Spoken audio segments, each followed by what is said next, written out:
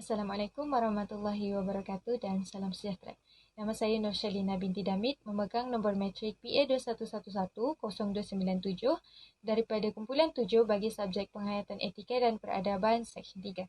Dalam video ini kami akan menerangkan tentang cabaran-cabaran yang dihadapi dalam proses transformasi sosial ke arah membentuk masyarakat majmuk di Malaysia. Okey, pertama sekali, apakah itu transformasi sosial? Okey, menurut ahli sosiologi, perubahan ataupun transformasi sosial ini ditakrifkan sebagai perubahan interaksi manusia dan juga hubungan yang mengubah budaya dan institusi sosial. Ia adalah cara masyarakat berubah kerana pertumbuhan ekonomi, sains, inovasi teknologi dan juga pergolakan perang ataupun politik. Transformasi sosial juga merujuk kepada proses perubahan dalam hubungan, norma, nilai dan hierarki yang dikembangkan dari masa ke masa. Bagi definisi transformasi pula, menurut Kamus Dewan edisi keempat, transformasi dikenali sebagai perubahan bentuk yang merangkumi sifat, rupa, keadaan dan juga lain-lain. Okey, seterusnya kita beralih pula kepada definisi sosial. Alright, perkataan sosial ini berasal daripada perkataan Latin iaitu socialis, yang mana sosial ini dimiliki ataupun saling berkait rapat dengan masyarakat. Sebab kenapa? Sebab masyarakat ini difahami atau dikenali sebagai sekelompok individu yang mempunyai budaya yang sama dan saling berinteraksi untuk membentuk sebuah komuniti. Bagi definisi masyarakat majmuk pula, menurut Kamus Dewan edisi keempat, masyarakat majmuk terdiri daripada beberapa kaum dan juga bangsa. Manakala, menurut Frederick Bath, masyarakat majmuk ialah masyarakat yang menggabungkan perbezaan dan kepelbagaian budaya, kebergantungan ekonomi antara kumpulan masyarakat dan juga pengkhususan ekologi bagi setiap kumpulan masyarakat tersebut. Okey, yang terakhir ialah definisi bagi cabaran. Menurut Kamus Dewan edisi keempat, definisi bagi cabaran dapat dibahagikan kepada 3, iaitu yang pertama, hasil mencabar, iaitu mempersoalkan atau mempertikaikan. Yang kedua, ajakan untuk berlawan. Dan yang ketiga ialah unsur ataupun faktor yang mencabar serta menguji kemampuan dan ketabahan seseorang individu ataupun sesebuah organisasi. Sekian, itu sahaja perkongsian daripada saya. Saya serahkan penerangan selanjutnya kepada rakan saya, Hairunisa Atika. Hai, nama saya Grace Atika Tireli dan nombor matrik saya BB21100845. Okey, cabaran yang dihadapi dalam proses transformasi sosial ke arah membentuk masyarakat majmuk di Malaysia. Antara salah satu cabarannya ialah ethnocentrism. Okey, apa itu ethnocentrism?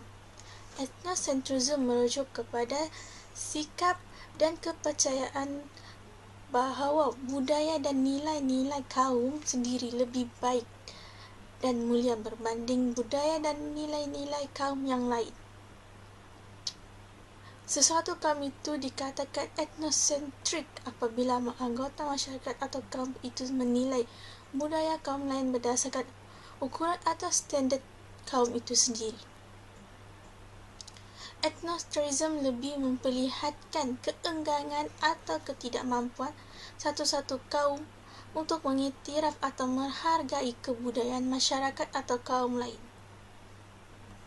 Apa yang lebih buruk keadaan ialah ethnocentrism ini menyebabkan sesuatu kaum beranggapan bahawa hanya budaya dan nilai-nilai masyarakatnya saja yang paling baik dan mulia, manakala nilai-nilai masyarakat yang lain adalah rendah kedudukannya. Akibat daripada ethnocentrism ini, masyarakat berbilang kaum di Malaysia gagal untuk memahami ciri-ciri budaya dan sistem nilai yang wujud dalam kaum atau masyarakat yang lain. Salah faham juga akan wujud terutama sekali dalam perkara-perkara yang berkaitan dengan keagamaan dan kepercayaan. Sebagai contoh, insiden pergaduhan kaum berlaku di Medan, Petaling Jaya pada 8 hari bulan Mac 2001 yang mencetuskan akibat pertemuan dua nilai budaya yang berbeza dalam tempoh masa yang sama, perkahwinan dan kematian. Ethnocentrism juga melainkan ekstremis dan pelampau, baiknya berunsur agama dan kepercayaan maupun budaya. Dalam konteks masyarakat bilang kaum ini, ethnocentrism mesti dijauhkan dan pelampau atau ekstrem yang membentuk apa sekalipun tidak boleh diwujudkan dalam kaum di negara ini. Oleh itu, ekstremisme ini merupakan cabaran yang terbesar dalam pembentukan masyarakat majmuk di Malaysia. Itu sahaja dari saya. Terima kasih. Hai, Assalamualaikum warahmatullahi wabarakatuh. Nama saya Muhammad Aiman Darwis bin Sulaiman, nombor Ministry BA2110271. Antara cabaran yang dihadapi dalam proses membentuk masyarakat majmuk di Malaysia ialah bahasa. Ini kerana bahasa adalah menjadi tunjang atau nadi kepada penyatuan masyarakat majmuk di Malaysia, meskipun wujud jurang perpisahan antara pelbagai golongan etnik atau bangsa yang tinggal di dalam Malaysia. Okay. Hal ini kerana di dalam Malaysia terdapat lebih kurang 19 bangsa atau suku di Malaysia, dan ini menggambarkan betapa banyaknya bahasa pertuturan yang digunakan di Malaysia. Pelbagai bahasa atau pertuturan menyebabkan akan timbulnya masalah komunikasi di kalangan rakyat yang pelbagai. Sekiranya setiap bahasa hanya mengutamakan bahasa-bahasa pertuturan bangsa mereka saja, akan menyebabkan terjadinya pemisahan pergaulan di antara satu kaum yang lain,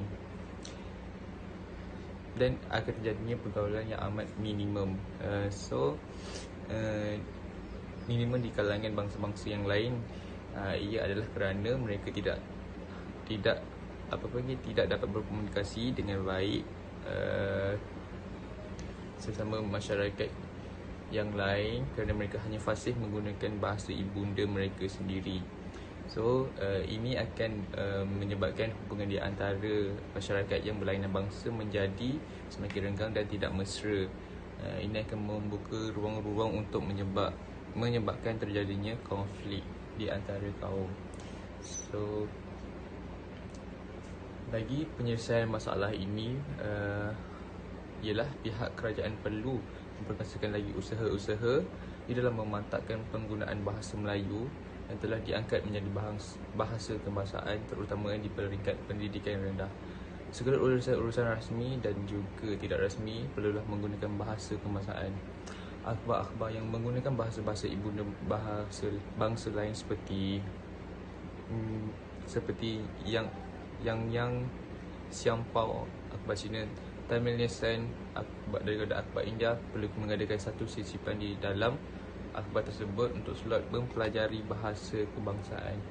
Ini bagi membolehkan rakyat-rakyat yang bukan dari kalangan orang Melayu dapat mempelajari dan memantapkan lagi penguasaan bahasa mereka di dalam bahasa kebangsaan. Seterusnya, media elektronik juga perlu memainkan peranan untuk menggunakan bahasa kebangsaan di dalam siaran mereka agar rakyat boleh membiasakan diri mereka dengan bahasa kebangsaan.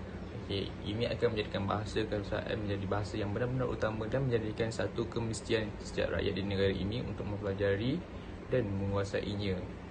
Dengan ini, bangsa-bangsa di Malaysia dapat berkomunikasi antara satu sama lain atau berlainan suku, dan secara tidak langsung ia akan mendapatkan hubungan sesama kaum, dan seterusnya terjadilah perpaduan di dalam masyarakat. Sekian, terima kasih.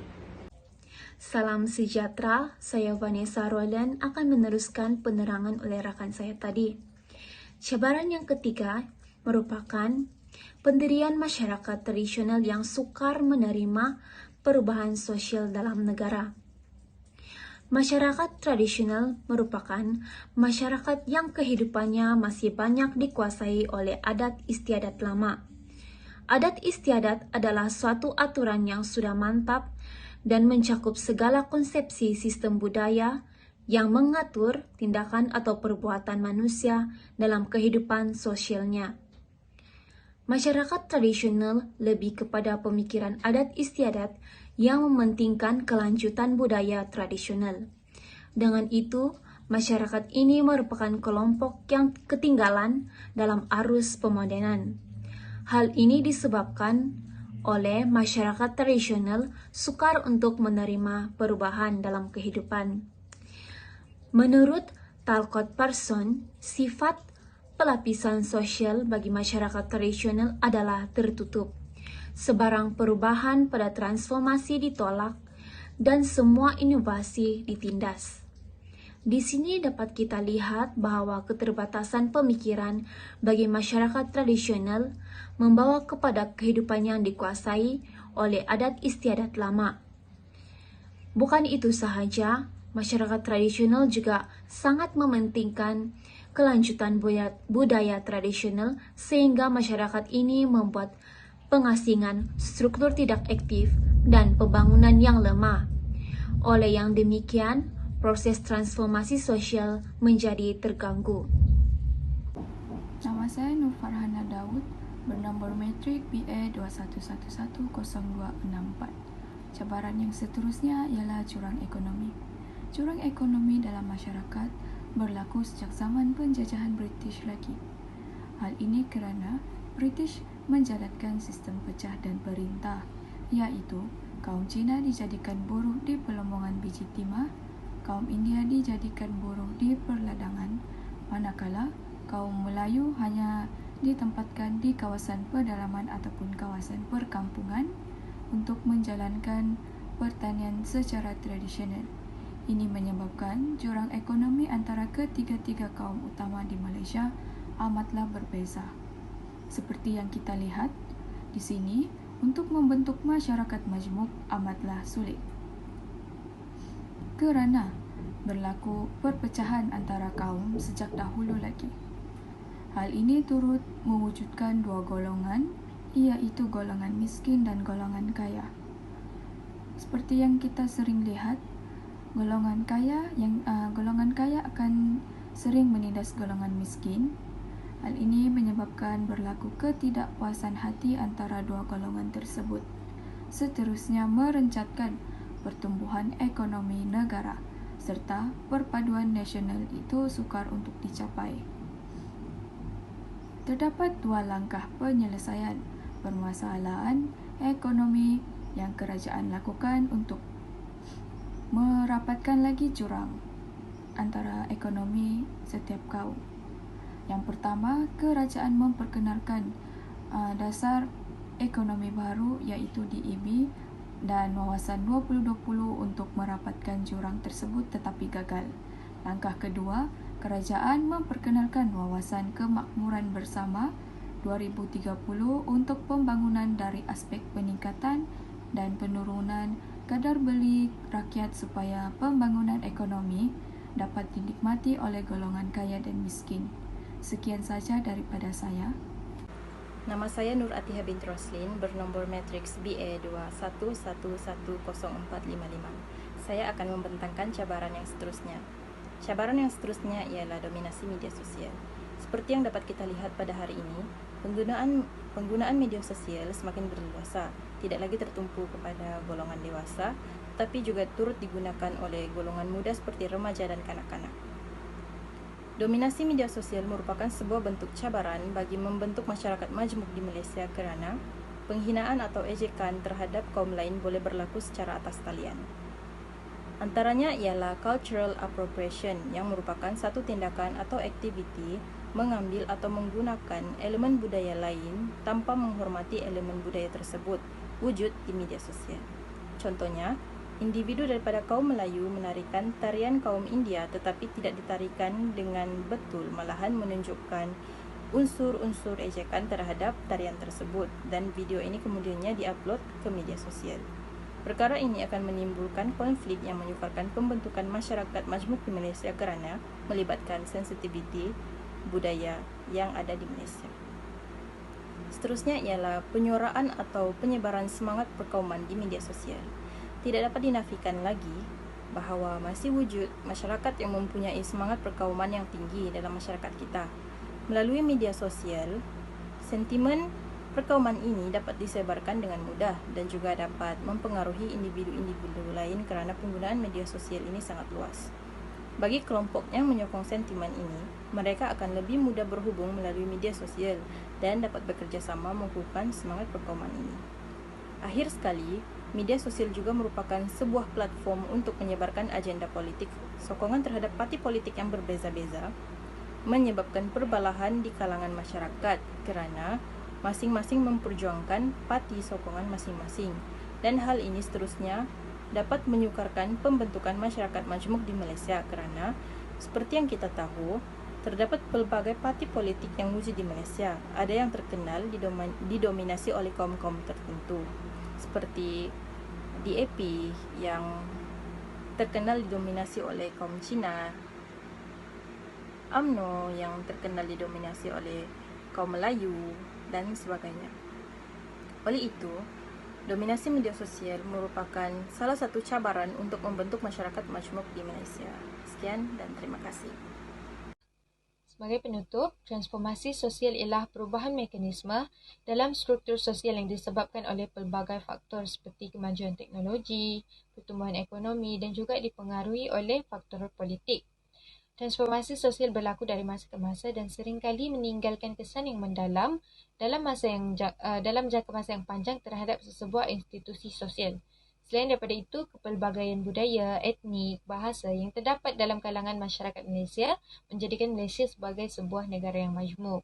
Oleh itu, budaya saling menghormati, saling memahami adalah amat penting untuk memupuk perpaduan dan juga mencapai satu kata sepakat ataupun kesepakatan dalam kalangan masyarakat. Kesimpulannya, semua pihak haruslah bekerjasama dan memainkan peranan masing-masing bagi mengatasi cabaran dalam proses transformasi sosial ke arah membentuk masyarakat majmuk di Malaysia. Sekian, terima kasih.